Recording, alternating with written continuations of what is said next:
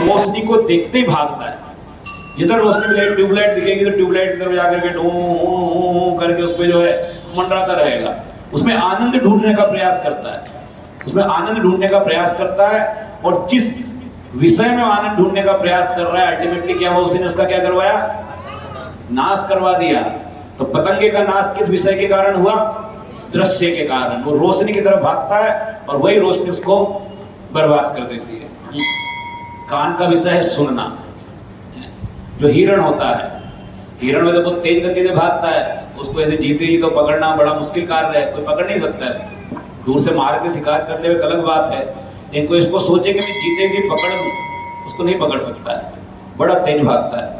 लेकिन जो हिरण को पकड़ने वाले जो एक्सपर्ट होते हैं, वो क्या करते हैं, विशेष प्रकार का म्यूजिक बजाते हैं, एक विशेष प्रकार की धुन बजाते हैं। और वो धुन जैसे ही हिरण के कान में पड़ती है, हिरण एकदम जहां पे खड़ा होता है वहीं पे खड़ा हो जाता है और स्तब्ध होकर के वो उसको सुनता रहता है। वो इतना खो जाता है उसको आवाज को सुनने में, इतना मस्त हो जाता है, इतना उसके आनंद में खो जाता है, इतना मस्त हो जाता है कि धीरे धीरे शिकारी आकर के उसको पकड़ लेता है।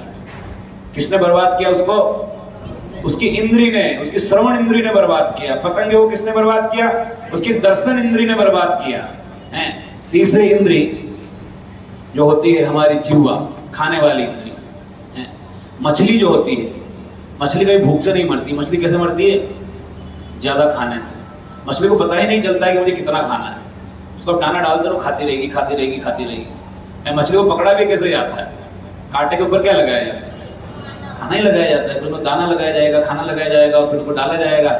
मछली आएगी, हाँ मेरे लिए जो है एकदम लंच डिनर की व्यवस्था हो गई है। वो तो सोच के आते कि देखो मनुष्य लोग बेचारे कितने दयालु हैं, मेरे लिए खाना भेज रहे हैं। उसको नहीं पता ये तो उसको खाना बनाने वाले हैं पकड़ करके। तो खाने में फंस जाते हो, जिह्वा के स्वाद में, जिह्वा में फंस गई मछली है। और मछली का स्वभाव है, आपको जब तक दाना डालते रहोगे ना खाती रहेगी। इसलिए जो लोग कभी कभी एक्वेरियम घर में रखते हैं, छोटी छोटी मछलियां उसमें पालते हैं, और जिनको मछलियों के स्वभाव का अनुभव नहीं है, वो क्या करते हैं, दाना डालते रहते हैं, दाना डालते रहते हैं, खाती रहती है और मर जाती है। तो सोचते हैं अरे मर कैसे गए, हम तो उसको दाना भी डाल रहे थे, उसके अंदर ऑक्सीजन की भी व्यवस्था थी, मर कैसे गए। उनको पता ही नहीं है कि ज्यादा खाने से मरती है, उसको पता नहीं चलता है कि उसको कितना खाना है। वो स्वाद में जिह्वा का जो वेग है वो इतना अनियंत्रित होता है कि जिह्वा उसको मरवा देती है, बर्बाद कर देती है। तो जिह्वा की इंद्रिय ने उसका नाश करवा दिया। ये उसमें एक्टिव होती है। जो इंद्रियों की हम बात कर रहे हैं, जब पतंगे में कौन सी इंद्रिय एक्टिव होती है, दर्शन इंद्रिय। और हिरण में कौन सी इंद्रिय एक्टिव होती है, श्रवण इंद्रिय। और मछली में कौन सी इंद्रिय एक्टिव होती है, स्वाद की इंद्रिय, स्वाद इंद्रिय। और कमल का फूल आपने देखा होगा, और भंवरा जो होता है, कमल के फूल का क्या नेचर होता है, दिन में खिलता है, रात होता है। और क्या नेचर है उसका, दिन में खिलता है, रात दिन में खिलता है और जैसे जैसे अंधेरा होने लगता है धीरे धीरे बंद हो जाता है। मतलब बहुत सुंदर गंध आती है, बहुत सुंदर उसकी खुशबू आती है।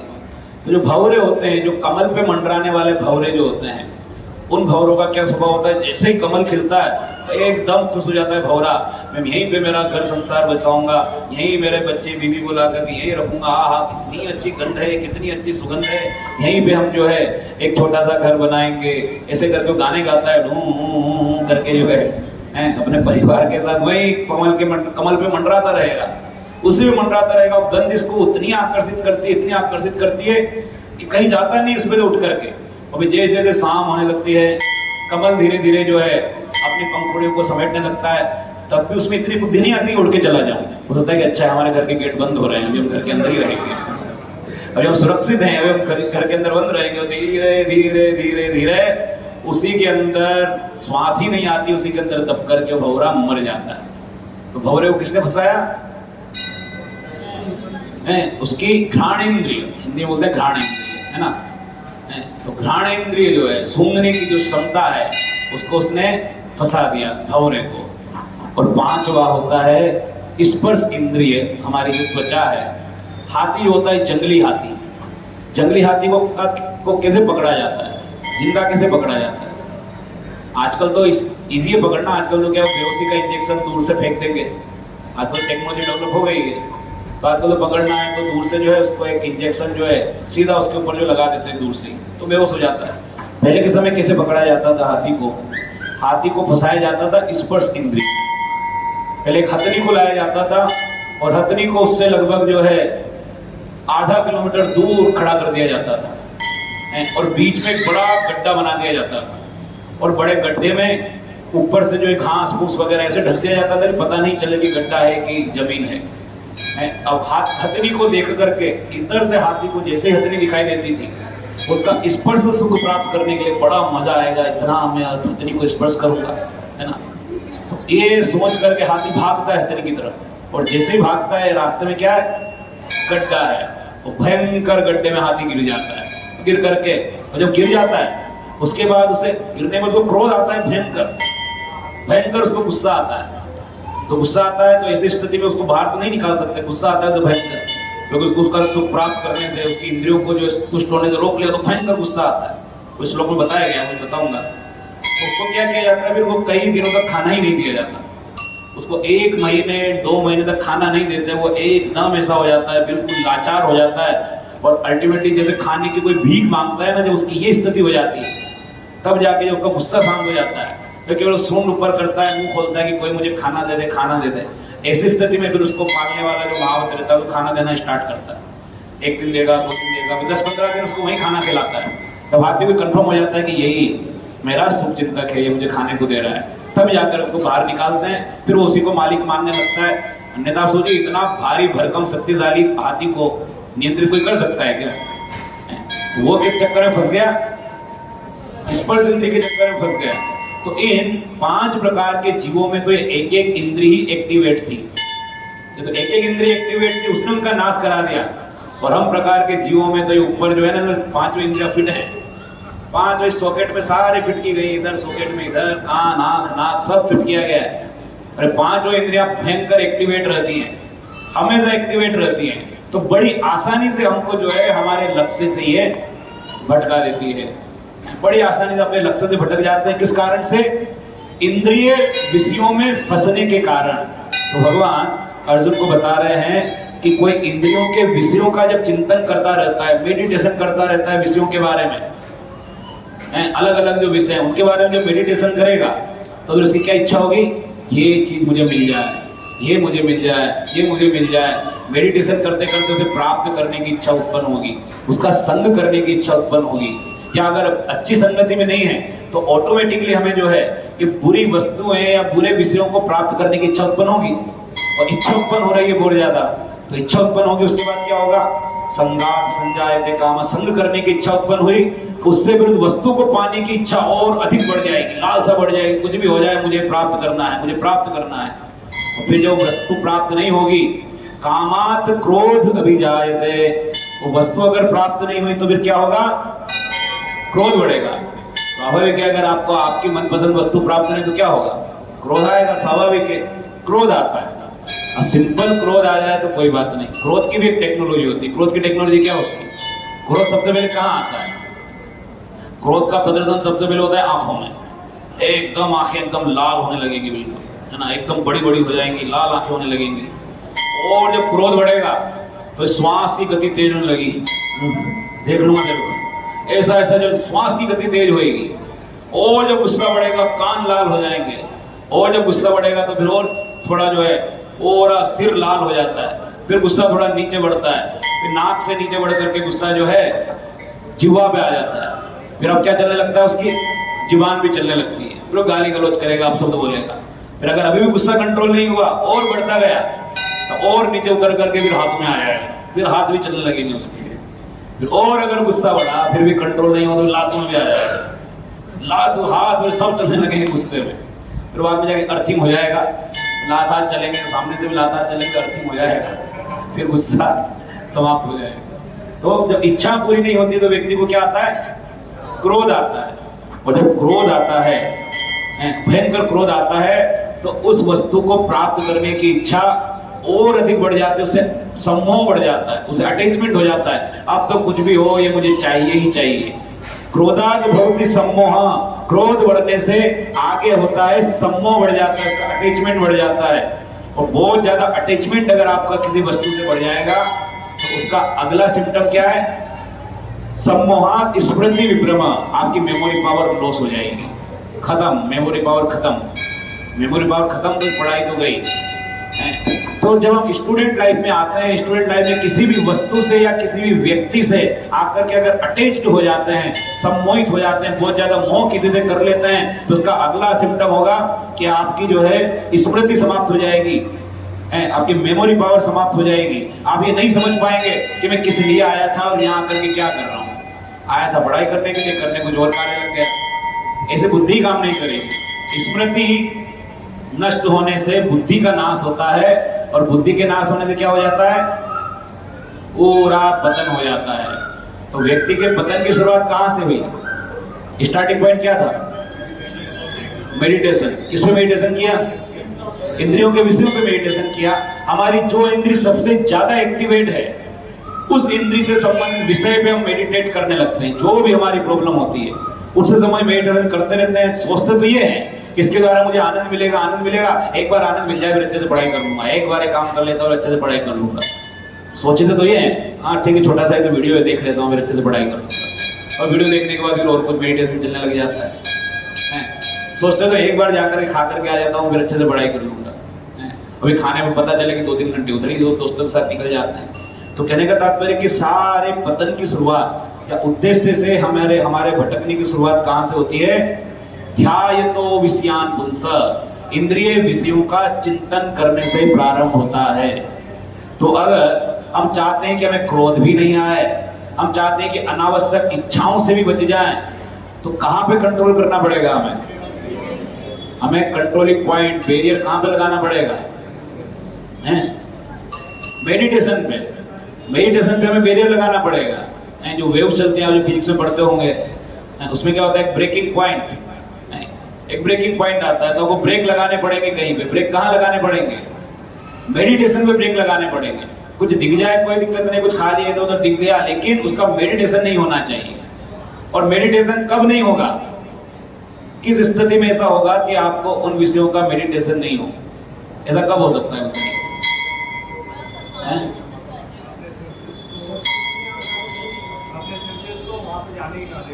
अपने सेंसेस को वहां जाने ना दें।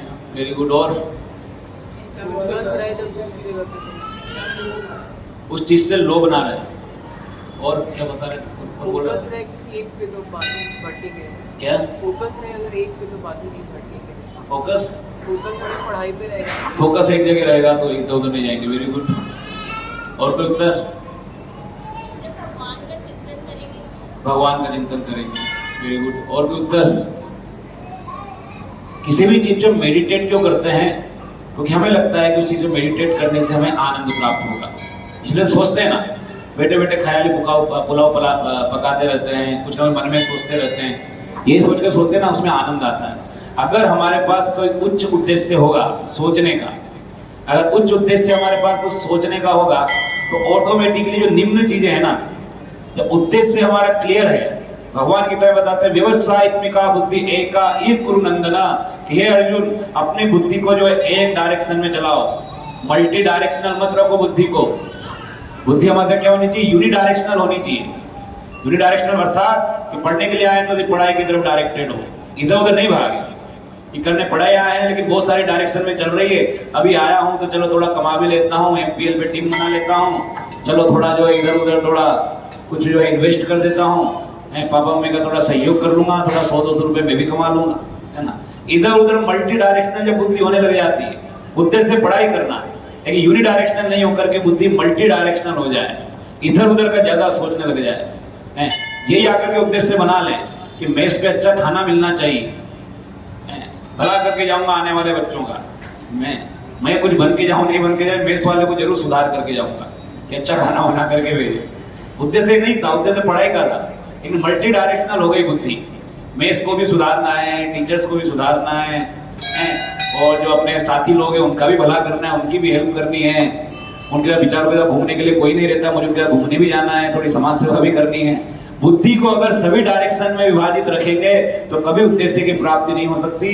भगवान भगवत गीता में बताते हैं व्यवसायित्मिका बुद्धि एका ही कुरु नंदना, हे अर्जुन अपनी बुद्धि को यूनिडायरेक्शनल बनाओ, एक ही दिशा में सोचो, इसको जो है अलग अलग दिशाओं में सोचने वाला मत बनाओ। अब लड़ाई कर रहा है, जो लड़ाई करते करते उसके मन में चलता रहेगा, अरे मेरे दादाजी भीष्म पितामह को अगर कोई तीर ज्यादा चुभ गया तो क्या होगा, उनके खून निकल गया तो क्या होगा। नहीं, वो ऐसा नहीं सोच सकता है। उसी प्रकार से जब आप पढ़ाई करने के लिए आए हैं तो पढ़ाई करते समय हम ये नहीं सोच सकते मम्मी को मेरी याद आ रही होगी, मेरी याद में कहीं रो तो नहीं रही होगी मम्मी, कहीं उसने 2 रोटी अब कम खाना तो नहीं चालू कर दिया होगा। नहीं, अब आ गए हैं, युद्ध के मैदान में है, पढ़ाई के मैदान में तो पढ़ाई करनी है, यूनिडायरेक्शनल बनाना है, एक ही दिशा में बुद्धि को रखना है, अलग अलग दिशाओं में विभाजित नहीं करना है। बुद्धि एक ही दिशा में तब रह पाएगी। जैसे पिछली बार मैं उदाहरण दे रहा था कि जब घोड़े को चलाया जाता है तांगे में लगा करके, तो घोड़े की दोनों ओर क्या लगाया जाता है, आई ब्लिंकर लगाए जाते हैं कि उसकी आंखें इधर उधर नहीं जाएं। और इधर उधर आंखें जाएंगी तो कभी इधर भागेगा, कभी उधर भागेगा, कभी उधर भागेगा, वो सीधा यूनिडायरेक्शनल होकर के नहीं चल पाएगा। हमारे साथ भी समस्या है कि हमारी जो इंद्रियां हैं वो हमको मल्टी डायरेक्शनल बनाती है। हमारी इंद्रियां हमको भगाती है, कभी इधर भाग रहे, कभी उधर भाग रहे, कभी ये कर रहे, कभी वो कर रहे हैं, लेकिन जो काम करना है वो नहीं कर रहे हैं। बस बाकी इंद्रियां सभी जगह भगाएगी। मन के बारे में भगवान बताते हैं कि मन हमारा जो है सबसे बड़ा मित्र भी है और सबसे बड़ा शत्रु भी है। जब तक ये मन नियंत्रित नहीं है तब तक ये हमारे लिए क्या कार्य करता है, सबसे बड़ा शत्रु का कार्य करता है ना। मन जो हमें कैसे फंसाता है, जब कोई भी कार्य करना है, वो कार्य मान लो अनावश्यक है, पढ़ाई के हिसाब से, अपने उद्देश्य के हिसाब से अनावश्यक है, तो मन बोले कर ले यार, 10 मिनट तो लगेगा, देख ले, मुझे देखना है, कुछ जाना है घूमने, 10 मिनट तो लगेगा, चल जा, कोई बात नहीं। पहले मन ही बोलेगा, अंदर से बुद्धि बोलेगी, भगवान अंदर बैठे हुए परमात्मा के रूप में बोलेंगे नहीं बेटा ऐसा मत कर, तेरा टाइम खराब होगा। उसकी बात को हम नहीं छोड़ते हैं। कभी किसी ने महसूस किया हमारे अंदर से 2 आवाज आती है हमेशा, किसने महसूस किया, हमेशा 2 आवाज आती है। जब कुछ काम करने जाएंगे तो 2 आवाज आएगी। एक आवाज किसकी होती है, मन की होती है, और एक आवाज होती है हमारे परमात्मा की, जो हमारे हृदय में बैठे हुए हैं परमात्मा। एक आवाज उनकी भी होती है, वो भी अंदर से बोलते हैं, और मन भी कुछ ना कुछ बोलता है। जब तक मन हमारा नियंत्रित नहीं होता है तो ज्यादातर 99.99% केस में केवल किसकी सुनते हैं, मन की सुनते हैं। तो पहले तो मन हमें किसी कार्य में लगा देता है, नहीं कोई दिक्कत नहीं, थोड़ा ही तो टाइम जाएगा, कवर कर लेंगे आकर के, यार हम तो एकदम धुरंधर हैं, क्या दिक्कत है, पढ़ लेंगे आकर। जो कार्य करने बहुत ज्यादा समय हमारा वेस्ट हो जाता है, बाद में यही मन हमें आकर क्या बोलता है, देखा बोला था ना मैंने, देखा हो गया ना टाइम खराब, अब देखा तो पढ़ करके, अब देखा तो टेस्ट में अच्छे नंबर ला करके। मन इतना दोगला, इतना खतरनाक है, यही फंसाता है हमको, और बाद में यही आकर के हमको जो टॉर्चर करता है, देखा बिल्कुल कंट्रोल नहीं दे रहा अपने आप में, यही आकर के बाद में हमको टॉर्चर करेगा, बिल्कुल कंट्रोल नहीं, कोई कंट्रोल नहीं, कहीं भी चल जाता है, घूमने फिरने में टाइम खराब कर देता है, इधर उधर चला जाता है। तो जब तक ये मन हमारा नियंत्रित नहीं है, ये हमेशा हमारे शत्रु के समान कार्य करता है। और जब नियंत्रित हो जाएगा तब जाकर के मन जो है सही चीज में लग पाएगा, सही प्रकार से कार्य कर पाएगा। तो मन को जो है नियंत्रित करना, यही गोल होता है एक आध्यात्मिक अभ्यास का।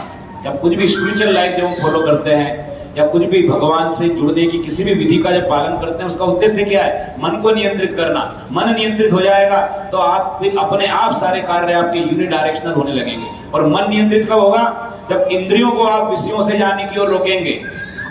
सबसे पहला काम करना है इंद्रियों पे, इंद्रियां भागे नहीं इधर उधर, तो इंद्रियों को विषयों की ओर जाने से रोकना होगा। और अगर बाई चांस चल भी गई तो उसका मेडिटेशन करने से रोकना होगा, और वो तभी रोक पाएंगे जब हम अपने उद्देश्य की ओर आनंद के साथ उद्देश्य की प्राप्ति में बढ़ रहे हैं। यानी हृदय में पूरा आनंद है, पूरे आनंद के साथ जो है फोकस्ड होकर के हम जो अपना कार्य कर रहे हैं, पूर्ण आनंद जब मिलेगा, यानी कि इसको कहा जाता है, जैसे कि सिंपल सा उदाहरण है, मान लीजिए कोई व्यक्ति है, वो रोज सूखी रोटी खाता है, उन्हें जीवन जन्म से लेकर के कभी उसने और कुछ नहीं खाया सूखी रोटी के अलावा, वो सूखी रोटी खा करके जो बेचारा बड़ा हुआ सूखी रोटी खाता है। और एक दिन जो है कोई अपने घर से गर्मा गर्म आलू का पराठा ला करके उसकी प्लेट में रख दे, उस दिन उसने आलू का पराठा खा लिया। अब अगले दिन उसकी प्लेट में सूखी रोटी भी रख दे और आलू का पराठा भी रख दे, अब वो क्या खाएगा, आलू का पराठा खाएगा। क्यों खाएगा, हायर टेस्ट लग गया उसको, अब उसको हाई लेवल का टेस्ट लग चुका है। जब हाई लेवल का टेस्ट लग जाता है तो लो लेवल के टेस्ट की तरफ ध्यान अपने आप ही नहीं जाएगा। इंद्रियों को विषयों से कैसे बचा सकते हैं, हायर टेस्ट लगाना पड़ेगा, तो लो लेवल के टेस्ट की तरफ ध्यान ही नहीं जाएगा। हायर टेस्ट जब लग जाएगा तो फिर जो है मन अपने आप बोलेगा नहीं नहीं वहां मत जा, टाइम खराब होएगा, गोलगप्पे नहीं खाने, उसके नाखून भी ठीक नहीं होते, गंदे नाखून से पानी बनाता है, नहीं खाने उसके गोलगप्पे जाकर। अपने आप ही मन ही आपका मित्र बन जाएगा। कब? जब हायर टेस्ट लगेगा। एक बार मन को हायर टेस्ट दे दिया ना तो मन लोअर टेस्ट की तरफ भागेगा ही नहीं। मन कभी बोलेगा ही नहीं कि मुझे मूवी देखनी है, मन कभी बोलेगा ही नहीं कि अभी मुझे क्रिकेट देखना है, मन कभी बोलेगा ही नहीं कि आईपीएल देखना है, मन कभी बोलेगा ही नहीं कि मुझे इधर उधर भटकने के लिए जाना है, आंखों को सेकने के लिए जाना है। मन अपने आप कुछ नहीं बोलेगा ऐसा। तो मन को आपने क्या दे दिया? हायर टेस्ट दे दिया। एक बार मन को हायर टेस्ट लगते ही लोअर टेस्ट से मन अपने आप आपका समय बचा लेगा। जहां हमारा समय बर्बाद होता है मन ऑटोमेटिकली वहां जाएगा ही नहीं। कब नहीं जाएगा? क्या देना पड़ेगा उसके मन को हायर टेस्ट। तो मन जो जाता है उसे मन की गलती नहीं विचारेगी, मन आनंद चाहता है। उसको आनंद कोई फिजिक्स केमिस्ट्री की बुक्स में तो मिलता नहीं है। प्रयास करते वो लग जाए नालायक लग जाए, और तो आनंद ही नहीं है उसमें, उसको मिलता नहीं आनंद, क्या करे? तो मन को क्या करना पड़ेगा? आनंद देना पड़ेगा। ऐसी जगह पे मन को लगाना पड़ेगा जहां से मन पूरी तरह हायर टेस्ट में लग जाए और फिर वो मन हमको डिस्टर्ब नहीं करे हमारे कार्य में। मन जब हायर टेस्ट में लग जाएगा फिर वो डिस्टरबेंस क्रिएट नहीं करेगा। जो कार्य हम कर रहे हैं उस कार्य में वो डिस्टरबेंस क्रिएट नहीं करेगा। अभी क्या करते हैं? अभी मन क्या करता है? हम कुछ करने बैठे, मन बीच में आ गया, नहीं कुछ खा करके आते हैं, थोड़ा घूम करके आते हैं, चलो मन हमको घुमाने ले गया, फिर वापस घूम फिर करके आए, फिर बैठे पढ़ने के लिए, नहीं थोड़ा घर पे बात कर लो, थोड़ा जाओ घर पे बात करो, बहन भाई से बात कर लो, किसी से बात करो, फिर करने लग गए, फिर आकर के पढ़ने बैठे, फिर मन आकर के बोलेगा अरे यार अब तो इतना लेट हो गया, कोचिंग भी जाना है, सो जा, है ना? मन कितना नालायक है कि मन बार बार क्यों आ रहा है, क्यों परेशान कर रहा है? क्योंकि मन परेशान है, वो सुखी नहीं है। मन के अंदर आनंद नहीं है। उसको आनंद मिलेगा जो उसको हायर टेस्ट देंगे। हायर टेस्ट पे उसको ऐसे करके जो बार बार बीच में आ रहा है उसको हायर टेस्ट में बिठा दिया। अब मन वहां बैठा है और आपके और आपके उद्देश्य के बीच में मन नहीं आ रहा है। मन को क्या देना पड़ेगा? जोर से बोलिए, मन को क्या देना पड़ेगा? हायर टेस्ट मन को देना पड़ेगा, क्योंकि मन सबसे अधिक शक्तिशाली है हमारी सारी इंद्रियों में। हमारे सारे सेंसेस में सबसे अधिक शक्तिशाली कौन है? मन है। अब सारे सेंसेस तो दिखाई देते हैं, आज तक कोई मेडिकल साइंस से पता लगा पाए कि मन हमारी बॉडी में किस जगह होता है? बता सकती? मानते तो सब है ना, मन को माइंड बोलते हैं। कोई साइंस ये जो है रिजेक्ट नहीं कर सकती कि माइंड नाम की कोई चीज नहीं होती। माइंड होता है। माइंड कहाँ होता है बॉडी में? किसको पता है? नहीं पता है कि मन सूक्ष्म इंद्रिय है, सटल है। बाकी सेंसेस क्या है? ये ग्रॉस हैं जो दिखाई देते हैं। माइंड क्या है? सटल है। माइंड से भी सटल है बुद्धि, बुद्धि से भी सटल है अहंकार, और सबसे सूक्ष्म है आत्मा। तो सबसे ज्यादा पावर हाउस है। तो हम देखते हैं ना कि तो अणु और परमाणु में कौन ज्यादा पावरफुल होता है? कौन होता है? एटम और न्यूक्लियर में कौन पावरफुल होता है? न्यूक्लियर। न्यूक्लियर क्या इतना सूक्ष्म है लेकिन पावर उसकी ज्यादा है। न्यूक्लियर बॉम्ब का विस्फोट एटम बॉम्ब से ज्यादा खतरनाक होता है। तो हमारे सेंसेज में भी क्या होता है कि जो सेंसेज जितना ज्यादा सूक्ष्म है, जितना ज्यादा सटल है, वो उतना ही ज्यादा पावरफुल है। माइंड चूंकि सटल है बाकी सेंसेस के कंपैरिजन में, इसलिए माइंड ज्यादा पावरफुल है। और माइंड जो है हमारे बाकी सेंसेस को भगाता रहता है। विचार कहां पे आते हैं? मन में आते हैं, और मन भगाता रहता है। मन ही तो भगाता है। भगाता कौन है? मन भगाता है। कहीं जा रहे हैं, मार्केट में जा रहे हैं, सिंपल सा एग्जांपल गए, निकल रहे सड़क पे होकर के, उधर ठेला लगा हुआ है, माइंड में विचार आया कि नहीं खाना है, गोलगप्पा खाना है। माइंड ने जो है आंखों को बोला देख देख देख तो ले उधर, देखो भी खा रहे हैं 3-4 दिन, प्लीज देख एक बार। तो सबसे पहले आंखें जाएगी उधर। देखो माइंड कितना शक्तिशाली है। आंखों को इशारा किया, आंखें उधर गई, आंखें गई। फिर माइंड बोलेगा पैरों से देख देख चल, थोड़ा चल ले उधर, चल ले, चल करके जाओ उधर। पैर अपने आप चल के चले, इतने भारी भरकम पैर, और मन जो दिखाई भी नहीं देता है कितना सूक्ष्म है, लेकिन इतने भारी भरकम शरीर को नियंत्रित कर रहा है। अपने अनुसार इधर उधर चला, पैर चल करके गए, बोले कि हाथ से बोले देख अब डाल के देख तो ले, 10 रुपए तो पड़े होंगे, कुछ तो होगा, निकाल, कुछ तो निकाल जेब में से। फिर हाथ भी जाएगा, इतने 28 किलो का हाथ, 5 किलो का हाथ और 10 किलो के पैर, किसने कंट्रोल कर लिए?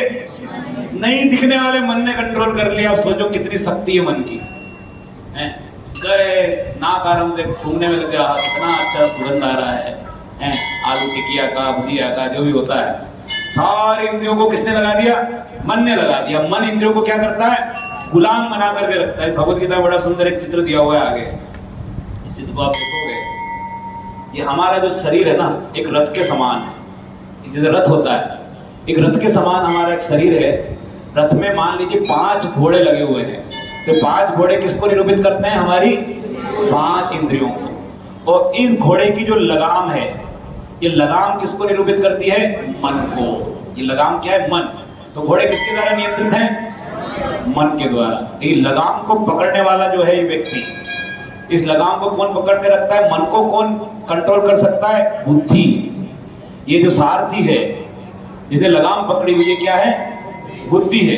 अगर ये सारथी या ड्राइवर एक्सपर्ट नहीं है, अगर वो गाड़ी चलाने का अनुभव नहीं है, नया नया ड्राइवर है, कमजोर है बेचारा, तो क्या होगा? लगाम को कंट्रोल नहीं कर पाएगा। जब लगाम कंट्रोल नहीं होगी तो घोड़े क्या होंगे? इधर उधर भागेंगे। वो घोड़े इधर उधर भागते हैं। वही रथ में एक सवारी पीछे बैठी हुई है। ये सवारी कौन है जो रथ में बैठी हुई है? हम कौन है? आत्मा। तो ये सवारी हम हैं, आत्मा है जो बैठी हुई है। अब अगर घोड़े इधर उधर भागेंगे तो दुख किसको होगा? अल्टीमेटली भुगतेगा कौन? वो सवारी भुगतेगी। अगर गाड़ी इधर उधर चलेगी, एक डायरेक्शन में नहीं चलेगी, तो दुख किसको होगा? सवारी को होगा। बेचारी आत्मा का कोई दोष नहीं हो तो चुपचाप बैठी हुई है। समस्या ये कि घोड़ों को नियंत्रित करने वाली जो लगाम है ये अनकंट्रोल्ड हो गई है। अनकंट्रोल्ड क्यों हो गई है? क्योंकि बुद्धि हमारी कमजोर है। बुद्धि कमजोर क्यों है? क्योंकि जहां से बुद्धि स्ट्रोंग बनती है वो सारे कार्य हम करते ही नहीं है। बुद्धि स्ट्रोंग बनती है ज्ञान के द्वारा, और ज्ञान हम लेते ही नहीं है। हम ज्ञान लेते हैं यूट्यूब से, व्हाट्सएप से, फिल्मों से। उससे बुद्धि स्ट्रोंग नहीं बनेगी। बुद्धि को अगर स्ट्रोंग बना लोगे, जिसको विवेक बोला जाता है, विवेक का मतलब होता है डिस्क्रिमिनेशन पावर, कि हमारी डिस्क्रिमिनेशन एबिलिटी, क्या सही है और क्या गलत है, इस चीज को चुनने की क्षमता, ये समझने की क्षमता कि मेरे लिए क्या सही और क्या गलत है। अगर आपकी बुद्धि स्ट्रोंग है तो किसी को बताने की आवश्यकता नहीं, आप स्वयं अपने लिए डिसीजन ले सकते हो, जान करके कि क्या सही है क्या गलत है। तो उसके लिए पहले बुद्धि को तो स्ट्रोंग बनाना पड़ेगा। और बुद्धि स्ट्रोंग बनेगी किसके द्वारा? ज्ञान के द्वारा। जब तक हम आध्यात्मिक ज्ञान नहीं प्राप्त करते हैं तब तक हमारी बुद्धि स्ट्रोंग नहीं बनती है, और पूरा जीवन बिविल्डर होकर के जो है पागलों के समान घूमते रहते हैं, क्या करूं क्या नहीं करूं, किधर जाऊं क्या करूं, यही जीवन भर चलता रहता है। आ गया भूले भटके कोटा आ गया, आ गया तो बस गया, 2 साल तो रहना ही है, कैसे भी करके रह लेंगे। नहीं, बिविल्डर हो रखे हैं, डिसीजन नहीं ले पाते हैं, कुछ समझ में नहीं आता है क्या चॉइस बनाए क्या चॉइस नहीं बनाए। उसका कारण क्या है? बुद्धि स्ट्रोंग नहीं है। तो बुद्धि को स्ट्रोंग बनाने के लिए क्या करना होगा? ये भगवत गीता के ज्ञान को जीवन में उतारना होगा। हमें पता चलेगा क्या सही है क्या गलत है। ये तो स्वयं के विवेक को इतना मजबूत बनाना होगा कि सही और गलत का निर्णय ले पाए। तो कब होगा? जब बुद्धि स्ट्रोंग होगी। कि ड्राइवर अगर स्ट्रोंग होगा तो लगाम को कस के पकड़ करके रखेगा। जब लगाम को कस के पकड़ के रखेगा तो घोड़े अपने आप एक ही दिशा में भागेंगे। यानी मन को नियंत्रित करना है तो क्या करना पड़ेगा?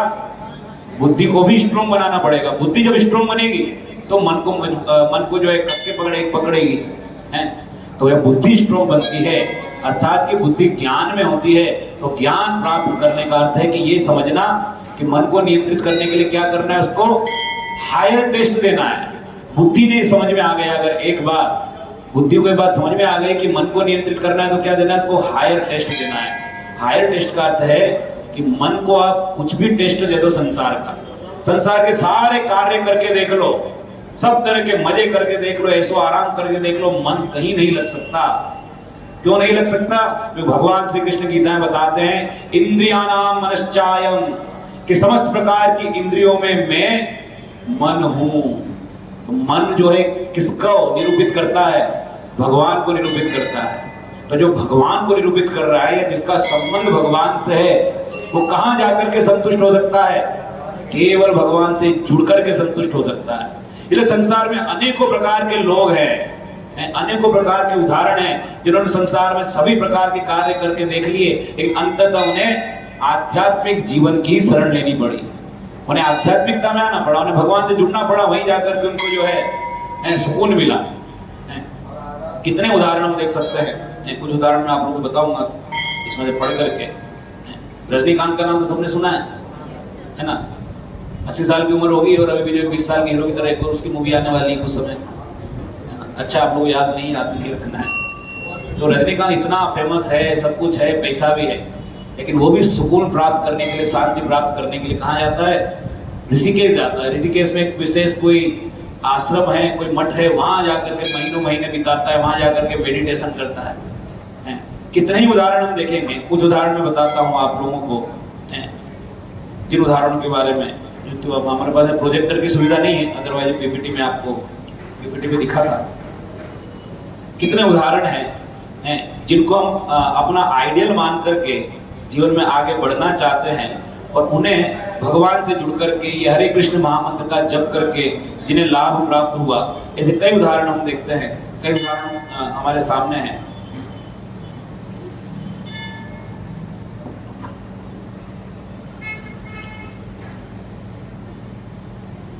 कई बड़े बड़े उदाहरण हम देखते हैं।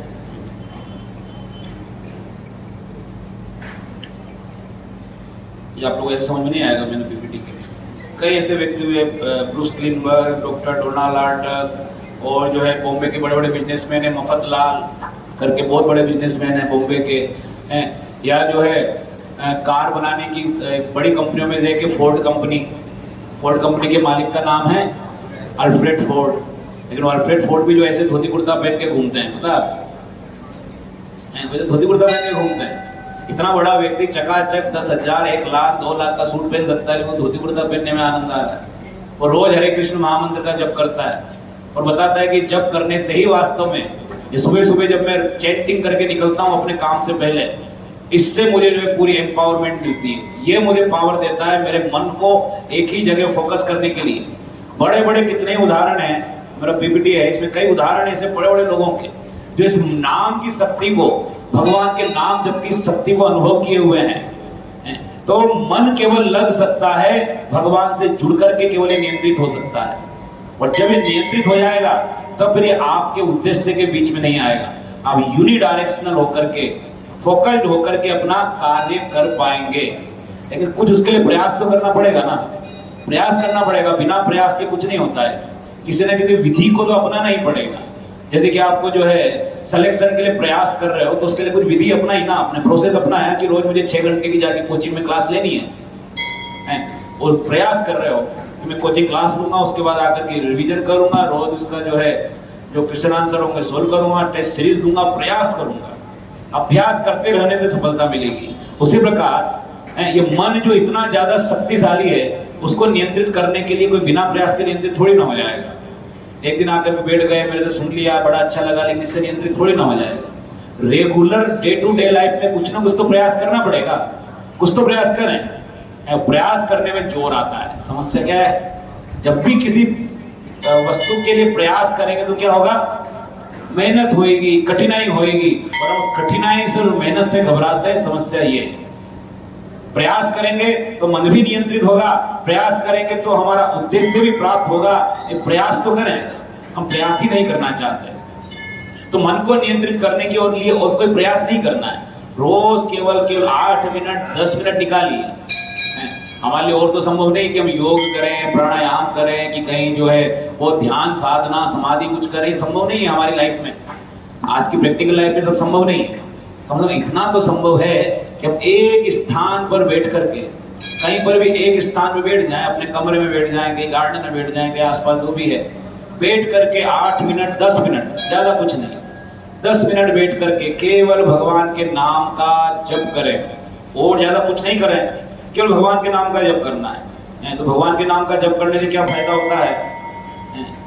आप लोग चूंकि विज्ञान के विद्यार्थी हैं, तो भगवान के नाम जप जो हरे कृष्ण महामंत्र जो है, इस पर IIT कानपुर में पूरा इसके ऊपर एक PhD हुआ कि भगवान का नाम जो है ये हमारे मन को किस प्रकार से इफेक्ट करता है। इसके ऊपर पूरा पेपर लॉन्च हुआ, रिसर्च हुआ पूरा। और पूरा रिसर्च होने के बाद अलग अलग ब्रेन की फ्रीक्वेंसी पे जो इसको टेस्ट किया गया। ब्रेन मैपिंग को जो है अलग अलग फ्रीक्वेंसी पे डाला गया और उसका पूरे ब्रेन को मैप करते हुए जो है उसको पहले 2 मिनट के लिए बोला गया कि 2 मिनट के लिए हरे कृष्ण महामंत्र बोलो, हरे कृष्ण। फिर उसका ड्यूरेशन बढ़ाया गया अलग अलग टाइम पीरियड के लिए कि अगर 2 मिनट जब करेगा तो ब्रेन किस फ्रीक्वेंसी जोन में काम कर रहा है। 10 मिनट अगर लगातार बोलता है तो ब्रेन किस फ्रीक्वेंसी में काम करेगा, पूरा उस पर रिसर्च पेपर लॉन्च किया गया और उसके बाद ये जो है रिजल्ट दिया गया कि हमारा जो ब्रेन वेव जो है 4 साइकिल में हमारा ब्रेन काम करता है। एक होता है स्लीपी जोन, तो फ्रीक्वेंसी एकदम कम रहे तो हमें स्लीपी जोन में ले जाने वाला, शास्त्रीय भाषा में उसको तमोगुण कहते हैं। स्लीपी जोन, उससे ऊपर का जोन होता है ड्रॉजीनेस जोन, आलस आना, उबासी आना, आलस आना। उसके ऊपर एक फ्रीक्वेंसी साइकिल होती है हमारे माइंड की, ब्रेन की, जिसको बोला जाता है relaxed alert zone. Mind relaxed भी है और क्या है, अलर्ट भी है, 24 आवर अलर्ट। कुत्ते को देखा कितना अलर्ट रहता है, उसके पास जाकर के हल्के से दबे पांव से भी निकलोगे तुरंत कान खड़े हो जाएंगे, तुरंत जाग जाएगा। अलर्ट, सो रहा है लेकिन अलर्ट है। तो रिलैक्स्ड अलर्ट जोन, इसे साइंटिफिक लैंग्वेज में कहा जाता है अल्फा जोन। जब भगवान के नाम का निरंतर जप करते हैं तो उसके वाइब्रेशन क्या करते हैं, हमारे माइंड को रिलैक्स्ड अलर्ट जोन में लेके आते हैं ऑटोमेटिकली। हमारी ब्रेन फ्रीक्वेंसीज हैं, साइकिल पर सेकंड जो ब्रेन फ्रीक्वेंसी हैं, वो हम अपने आप रिलैक्स्ड अलर्ट जोन में आ जाती है। तो अलग अलग जोन में हम सबका माइंड काम करता है। कोई एकदम स्लीपी जोन में रहता है, कहीं पे बिठा दो उसको नींद आ जाएगी, क्लास में बैठा है तो नींद आ जाएगी, कभी कभी खाते खाते नींद आ जाएगी, है ना, हमेशा स्लीपी जोन में रहता है। कुछ जो है आलस वाले जोन में रहता है, पढ़ाई करने बैठेंगे, पढ़ाई की किताब खोली इधर, किताब खोली इधर से मुंह खुला, उबासी आना चालू। कितनों के साथ होता है, किताब खोलते उबासी आना चालू हो जाती है, वो ड्राउजीनेस जोन में है। और कुछ होते हैं एक्टिव जोन में। एक्टिव जोन में एक्टिव तो हैं, ये टेंशन बनी हुई है, ये करना है यार, ये करना है, इतने क्वेश्चन सोल्व करना है यार, इतने दिए तो दिए थे, रिवीजन नहीं किया, नहीं किया, वो इस टेस्ट में 5 चैप्टर आ रहे हैं, मेरे 2 ही हुए। एक्टिव तो हैं, टेंशन में हो जाता है बेचारा। उसके ऊपर एक और जोन होता है hyper active zone. Hyper active zone, नहीं होगा, नहीं होगा, मेरे से कुछ नहीं होगा, मम्मी आ रहा हूं मैं, टिकट करवा दो, मेरा नहीं होगा, कुछ नहीं होगा मेरे से। हाइपर एक्टिव, वो ज्यादा सोच रहा है, ओवर थिंकिंग जिसको कहा जाता है।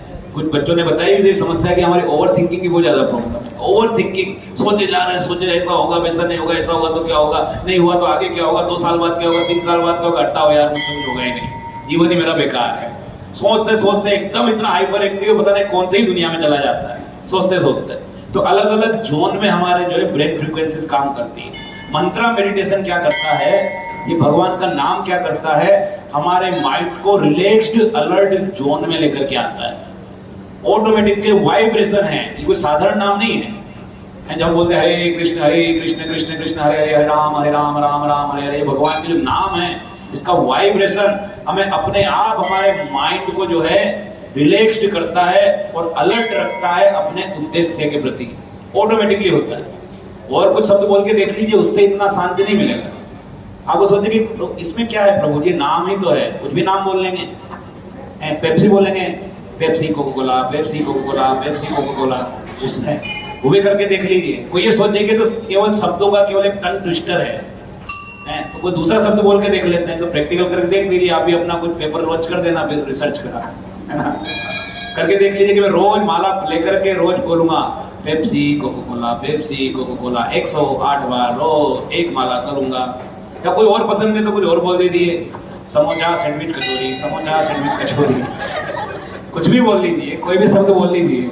तो भगवान का नाम कोई साधारण शब्द नहीं है। ये राम कृष्ण दिख रहा है कि सामान्य अक्षरों से बना हुआ शब्द है, लेकिन साधारण नहीं है।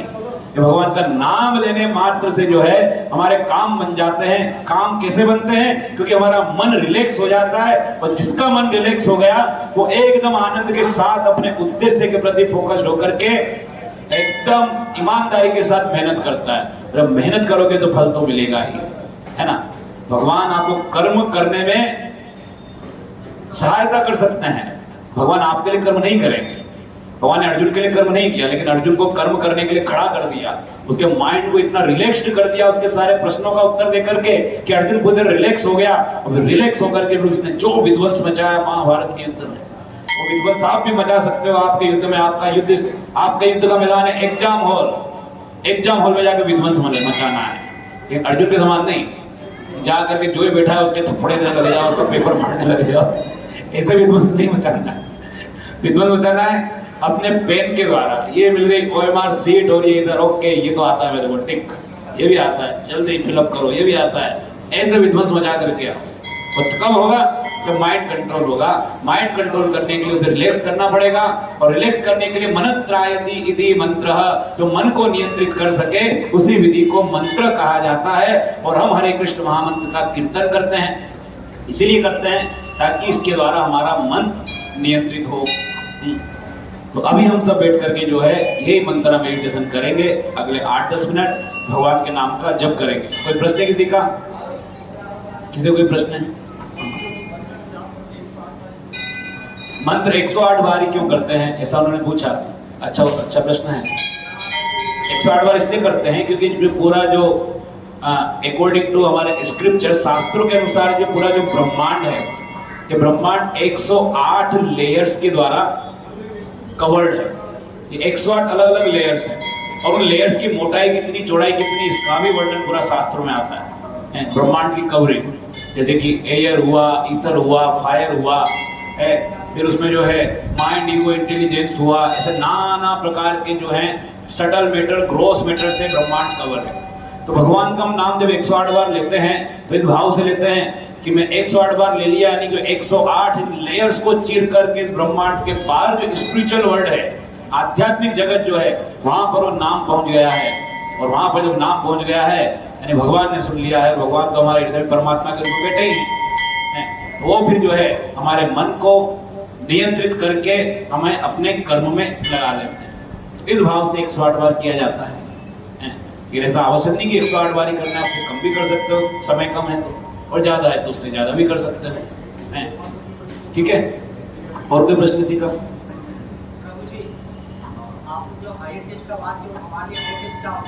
वही बता रहा हूँ ना, हायर टेस्ट एक ही है आपके लिए, नहीं मन के लिए, वो मन के लिए हायर टेस्ट, मन का हायर टेस्ट एक ही है। मना कृष्ण पदारविंदम, कि मन केवल भगवान के चरणों में ही संतुष्ट रह सकता है। तो सभी के लिए एक ही हायर टेस्ट है कि सबको अपने मन को भगवान में लगाना ही होगा, अगर अपना काम ठीक से करना चाहते हैं। फिर पढ़ाई की बात नहीं, संसार में कोई नौकरी कर रहा हो, कि घर पे कोई खाना भी बना रहा हो, कोई भी काम संसार में कर रहा हो, उसे अपना काम ठीक प्रकार से तभी कर पाएगा, जिम्मेदारी के साथ अपना काम तभी कर पाएगा जब वो भगवान से जुड़ करके रह रहा है। अदरवाइज फिर वो क्या करेगा? टालम टोली करेगा, अरे छुट्टी मना लेता हूँ, है ना, उसके भी दिमाग में जो खुरापात मचने लग जाएगी, कि मन कंट्रोल नहीं है। मन केवल भगवान के चरणों में ही संतुष्ट रह सकता है। क्यों रह सकता है? उसका कारण मैंने बताया कि भगवान श्री कृष्ण बता रहे हैं अर्जुन को, इंद्रिया नाम मनश्चायम, इंद्रियों में मैं मन हूं। तो मन जब उनका अंश है या उनका निरूपण कर रहा है, तो उनमें लग करके ही संतुष्ट होगा ना। वो रोकता इसलिए वो तो प्रैक्टिस नहीं है। हम हजारों लाखों जन्मों से, हमेशा नहीं कि हमारा पहला जीवन है, जाने कितने जीवन लेकर के आए हैं, और मन को आदत नहीं है भगवान में लगने की। आप देखो कि मन हमेशा अच्छे कार्य करने से रोकेगा, बुरा कार्य करने कभी नहीं रोकेगा। उसको 3 घंटे की मूवी दिखा तो मन बोलेगा अरे यार एक ही मूवी हुई क्या, दूसरी लगा दे प्लीज यार। और वही मन को बोलेगा 3 घंटे वेट करके एक साथ पूरा एक चैप्टर निपटा दे, छोड़ यार हेल्थ भी खराब है मेरी, अभी तो मौसम भी खराब हो रखा है, खांसी भी चल रही है, आधा घंटा पढ़ ले बस, फिर सो जाना, कल पढ़ लेना। हमेशा देखोगे मन का नेचर ही है कि हमें अच्छे काम करने नहीं देता, बुरे काम में लगाता है, क्योंकि अच्छे काम करने की आदत है ही नहीं। तो आदत नहीं तो जबरदस्ती पकड़ना पड़ेगा, जोर आएगा, जबरदस्ती इसको जो लगाना पड़ेगा, लग नालायक भगवान में लग, तो वो संतुष्ट वही होगा। और एक बार जो संतुष्ट हो जाएगा ना, फिर आपको परेशान नहीं करेगा आपके उद्देश्य की प्राप्ति में, फिर आपको हेल्प करेगा। आपकी नींद नहीं भी खुल रही होगी सुबह, अपने आप मन बोलेगा उठ चल, सुबह 5 मिनट गए, सुबह स्टडी करनी है, अलार्म की जरूरत नहीं पड़ेगी उठने के लिए। ये मेरा व्यक्तिगत रियलाइजेशन है, हम लोग अलार्म की जरूरत नहीं पड़ती सुबह उठने के लिए। हम लोग सुबह जो 4 बजे उठ जाते हैं, 4 बजे उठ जाते हैं, लेकिन पिछले 3-4 साल हो गए कभी अलार्म लगाने की जरूरत ही नहीं पड़ी। ऑटोमेटिक नींद 4 बजेगा और आंख खुल जाएगी, और उसके बाद मन ऐसा नहीं बोलेगा कि सो जा थोड़ी देर और सो जा, मन बोले जल्दी जाए बाथरूम खाली, जल्दी जाकर के नहा ले। पॉजिटिव तर्क दे रहा है मन, जाए बाथरूम खाली नहा ले, जल्दी से नहा ले, नहाने जाएगा, जल्दी निकल यार, 10 मिनट में निकल जा, टाइम वेस्ट मत कर जाता नहाने में। मन अगर ऐसा व्यवहार करने लग जाए मित्र की तरह, तो ये कौन सी सफलता है जो प्राप्त नहीं हो सकती। उसके लिए प्रयास करना पड़ेगा, और प्रयास से ये मंत्र मेडिटेशन जो भी हम करेंगे भगवान के नामों का, ठीक है। तो अगले 10 मिनट हम भगवान के नाम का जब करेंगे।